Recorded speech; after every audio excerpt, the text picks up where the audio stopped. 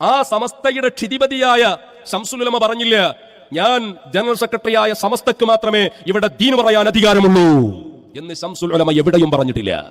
ശംസുൽ ഉലമ പറഞ്ഞെന്താ, ഔലിയാക്കളുണ്ട് ഇവിടെ, ആ സംഘടനയ്ക്ക് ഇവിടെ ദീൻ പറയാൻ അധികാരമുള്ളൂ എന്നൊരു ശബ്ദം ശംസുൽ ഉലമയുടെ ആ ജീവിതത്തിൽ ഒരു നിമിഷമെങ്കിലും നമ്മൾ കേട്ടിട്ടില്ല. ശംസുൽ ഉലമന്റെ പേരിൽ പച്ചക്കള്ളം പറയല്ലേ?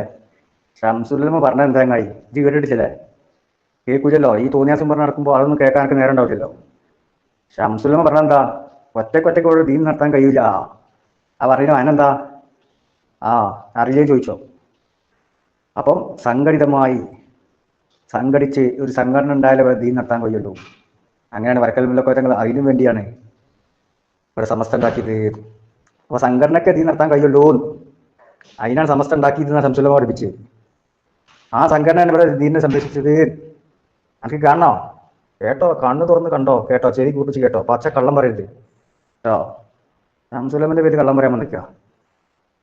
ശംസുൽ ഉലമ ഔലിയാക്കളുണ്ട് എന്ന് പറഞ്ഞാൽ ഏത് ഔലിയാക്കളുണ്ട് എന്നാ പറഞ്ഞേ? പറയിച്ചേ. ആ ഔലിയാക്കൾ ഉണ്ടാക്കിയ സംഘടന അത്. സംഘടനയ്ക്കേ ഇവിടെ ദീൻ പ്രചരിപ്പിക്കാൻ കഴിയുള്ളൂ, അല്ലാത്തവർക്ക് ഇവിടെ ദീൻ പ്രചരിപ്പിക്കാൻ ഇന്നത്തെ കാലഘട്ടത്തിൽ കേരളീയ സാഹചര്യത്തിൽ സാധ്യമല്ല. ഒറ്റക്കൊറ്റക്ക് തന്നെ എൻ്റെ കാട്ടുകളെന്നെ കണ്ടല്ലോ, ഒറ്റക്കൊറ്റക്കാന്ന് പറയണേ.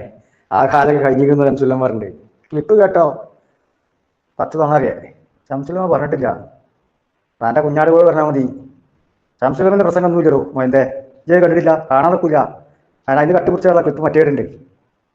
അതിൽ വർഷപ്പുറത്തുകൊണ്ട് കേട്ട് നോക്കിയാൽ മതി. ആ പ്രസംഗം അതിലുണ്ടേ.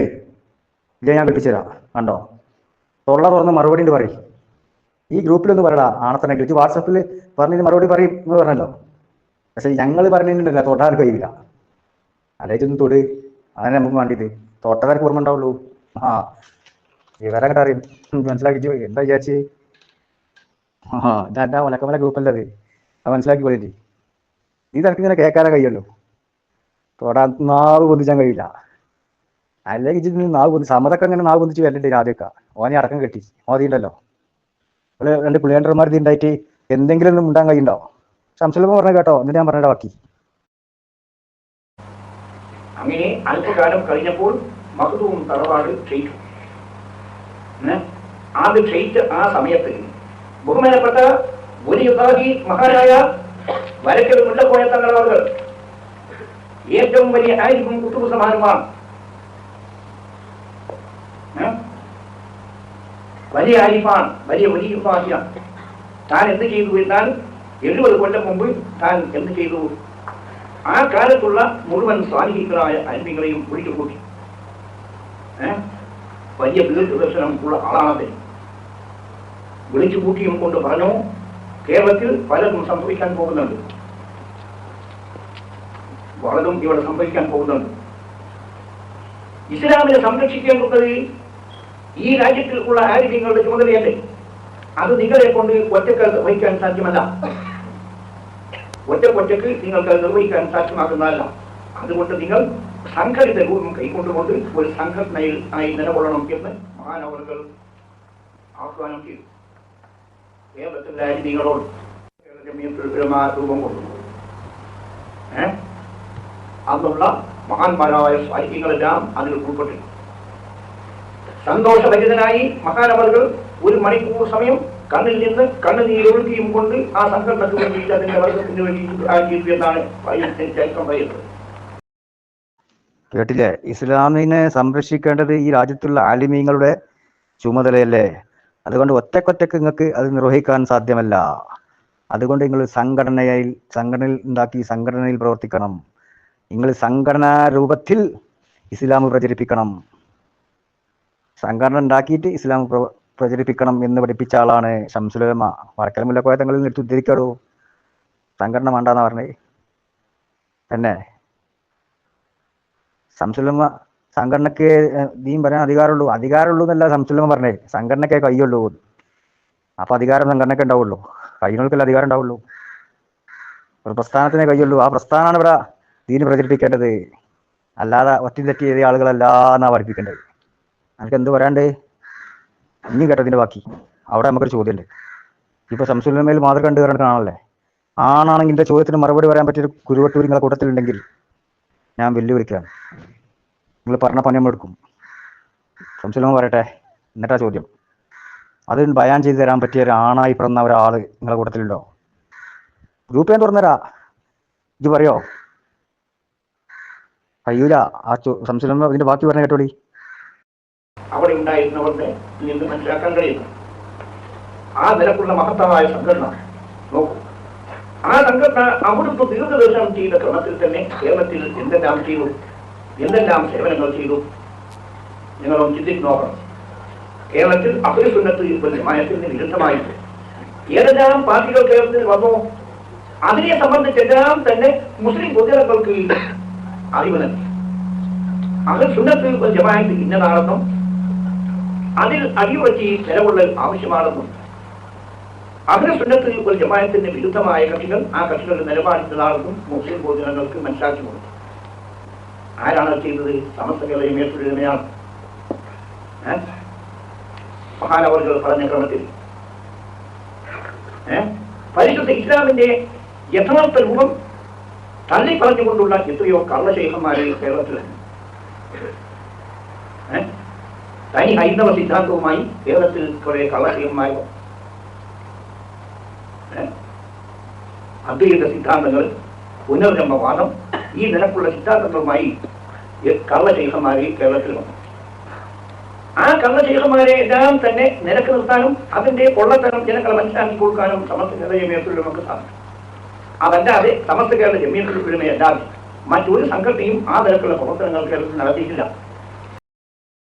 ഇനി കുഞ്ഞാമ ഒന്നുകൂടി കേട്ടോ. ശംസുലമയിൽ മാതൃക ഉണ്ട് എന്ന് നടക്കുന്ന ആളാണല്ലോ ജി. ശംസുലമ മതി പറഞ്ഞല്ലോ, പരിശുദ്ധ ഇസ്ലാമിന്റെ യഥാർത്ഥ രൂപം തള്ളിപ്പറഞ്ഞുകൊണ്ട് ഒരുപാട് കള്ളശൈഖന്മാർ, വ്യാജസിദ്ധന്മാർ ഇവിടെ വന്നു. ശംസുലമ പറഞ്ഞ വ്യാജശൈഖന്മാർ ആരാണെന്നൊന്ന് പറയാൻ ഉണ്ടാവുമല്ലോ. ശംസുലമ വെറുതെ പറയില്ലല്ലോ, ആ വിലായത്തിന്റെ നാവ് കൊണ്ട് വെറുതെ പറയില്ലല്ലോ. അപ്പൊ ഇവിടെ വന്നിട്ടുണ്ടല്ലോ അങ്ങനത്തെ ഒരുപാട് വ്യാജന്മാരും കള്ളശൈഖന്മാരും. അതൊന്ന് പറയാൻ നിങ്ങളെ കൂട്ടത്തിൽ ആൺകുട്ടികളുണ്ടോ? വെല്ലുവിളിയാണ്. എനിക്ക് പറയാൻ കഴിയോ?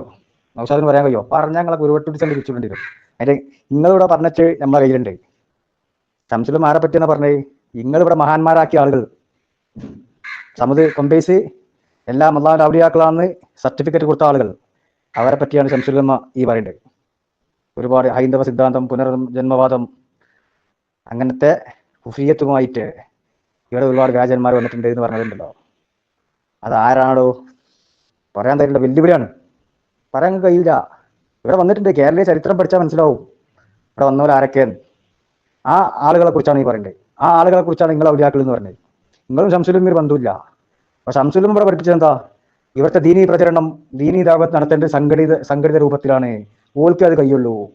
സംഘടിതമായി ആലിമീങ്ങൾ സംഘടിച്ച് ദീനീ ദഅവത്ത് നടത്തണം എന്നാ ശംസുലമ പഠിപ്പിച്ചിട്ടില്ലേ? ഈ പച്ചക്കള്ളം പറഞ്ഞതാ കോട്ടക്കന്ന്.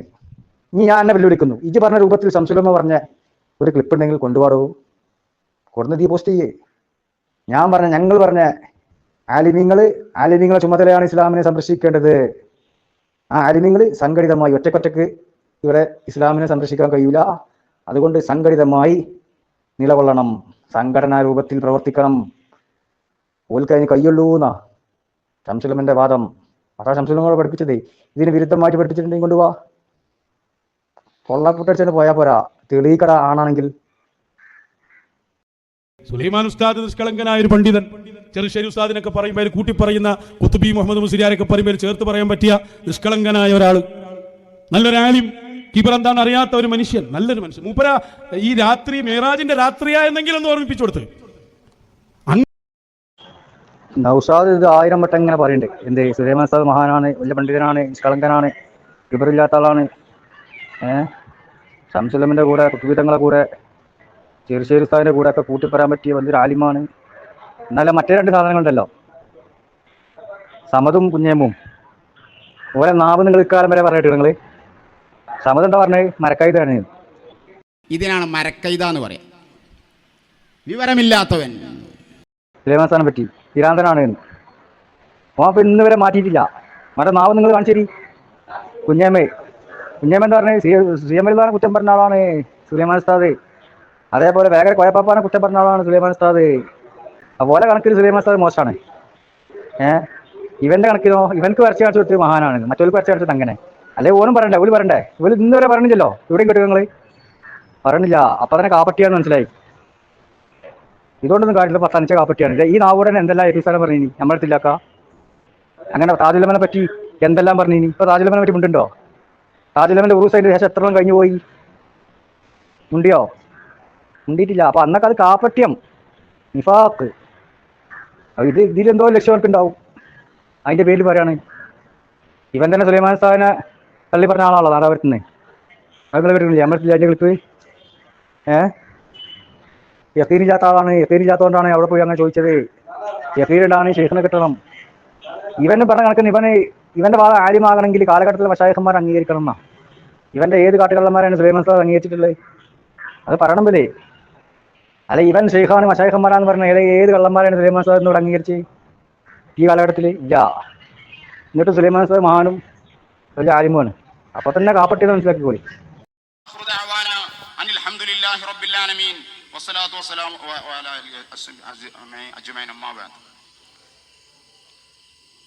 ചൂടായിട്ട് നമുക്കൊക്കെ വട അങ്ങോട്ടുള്ള പോവാണ്.